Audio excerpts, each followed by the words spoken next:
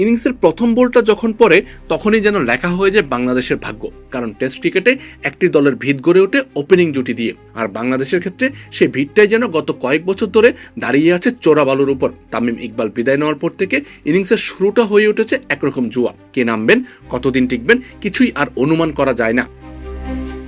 সংখ্যাটাই বলে দেয় সংকট কতটা গভীর। তামিম পরবর্তী 21টি টেস্টে 7 জন ভিন্ন ক্রিকেটার সুযোগ পেয়েছেন ওপেনিংয়ে, কিন্তু একজনও পারেননি 3 অঙ্কের ঘরে পৌঁছাতে। এই 7 জন মিলিয়ে 50 এসেছে মোটে 10টি। বিশ্ব টেস্ট চ্যাম্পিয়নশিপে অংশ নেওয়া দলগুলোর মধ্যে ওপেনিং পজিশনে এমন করুণ রেকর্ড আর কোথাও নেই। সময় গড়ানোর সঙ্গে সঙ্গে সমস্যাটা কভার বদলে যেন আরও পোক্ত হয়েছে।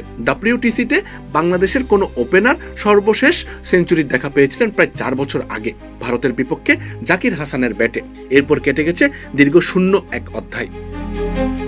2023 সাল থেকে হিসেব ধরলে WTCতে বাংলাদেশি ওপেনারদের গড় নেমে এসেছে মাত্র 20.17। টেস্ট ওপেনারদের জন্য যা রীতিমতো লাল বাতি জ্বলার মতো সংখ্যা। মাহমুদুল হাসান জয় ও সাতমান ইসলামের নামের পাশে অবশ্য গত 2 বছরে 2টি সেঞ্চুরি জমা পড়েছে। তবে খেয়াল করলে দেখা যায় দুটোই এসেছে WTCর বাইরে থাকা প্রতিপক্ষ আয়ারল্যান্ড ও জিম্বাবুয়ের বিপক্ষে। ফলে বড় মঞ্চে শক্ত প্রতিপক্ষের সামনে দাঁড়িয়ে বড় ইনিংস খেলার প্রমাণটা এখনো অধরাই থেকে গেছে।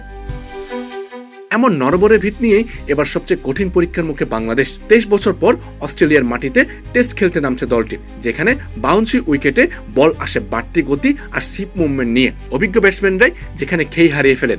অথচ এই মঞ্চে বাংলাদেশ ভরসা করতে হচ্ছে ওয়ানডে ম্যাচে অভ্যস্ত তানজিদ হাসান তামিম এবং দীর্ঘ 5 বছর পর টেস্টে ফেরা সৌম্য সরকারের উপর। প্রশ্নটা তাই স্বাভাবিক, অস্ট্রেলিয়ার আগ্রাসী পেস আক্রমণের সামনে এই জুটি ঠিক কতদূর টিকে থাকতে পারবে।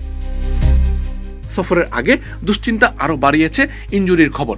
শরীফুল ইসলাম আর নাহিদ রানার চোট পেস আক্রমণকেও ফেলেছে অনিশ্চয়তায়। ফলে সংকট এখন শুধু ব্যাটিংয়ে আটকে নেই, তবে বাস্তবতা এড়িয়ে যাননি অধিনায়ক নাজমুল হোসেন শান্ত। কঠিন এই পরিস্থিতিকে তিনি সরাসরি একটি চ্যালেঞ্জ হিসেবেই মেনে নিয়েছেন। কিন্তু সত্যিটা হলো, ইনিংসের শুরুতে টপ অর্ডার ভেঙে পড়লে গোটা লড়াইয়ের ভার গিয়ে পড়বে মিডল অর্ডারের কাঁধে। সমস্যার শিকড় এতটাই গভীরে প্রতীত যে সমাধান খুঁজতে এখন প্রায় অলৌকিক কিছুরই অপেক্ষায় থাকতে হচ্ছে বাংলাদেশকে। আমজাদ হোসেন আবির, খেলা 71।